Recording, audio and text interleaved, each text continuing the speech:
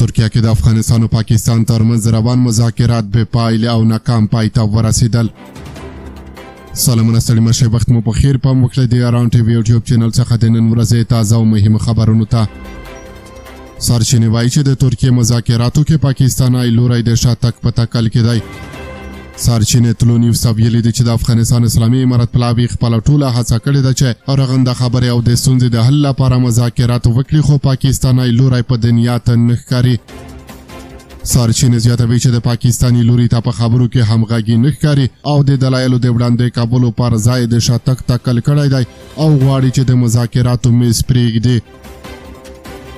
پاکستاني پلاوي په دغو مذاکراتو کې له افغان لوري غوښتي دي چې دا ورسره ومني چې د ټي ټي پي د برید پر مهال هغوی حق لري چې پر افغان خاوره بریدونه وکړي.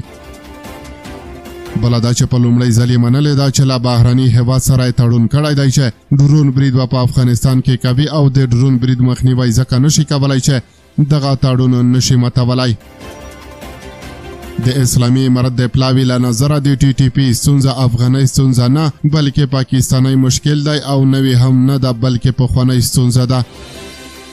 اسلامي امارت مخکې هم پر دې ټینګار کړی دی او اوس یې هم بیا ټینګار دغه دی چې په پاکستان کې ناامني د هغوی کورنۍ ستونزه ده او افغان لوری خپله دغه ژمنه بیا تکراروي چې چاته به اجازه نه ورکوي چې له خاورې نورو هېوادونو ته زیان پېښ شي.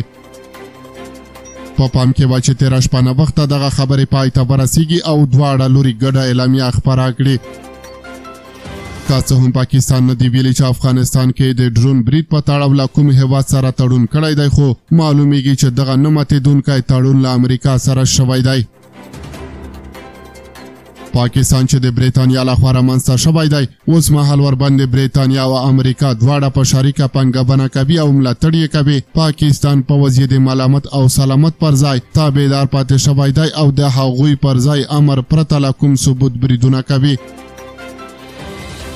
پاکستان پوځ د قاتل او د اسرائیلو دوهم ورور په نامه هم یادېږي ځکه چې اسرائیل او پاکستان دواړه د بریتانیا لخوا د خپلو هدفونو لپاره رامنځته شوي دي. پاکستان نه یوازې افغانستان کې د ډرون بریدونه او وحشیانه عمل کوي بلکې د لسیزو راهیسې خیبر پښتونخوا او بلوچستان کې هم قاتل عام د نورو هېوادونو په امر روان کړی دی.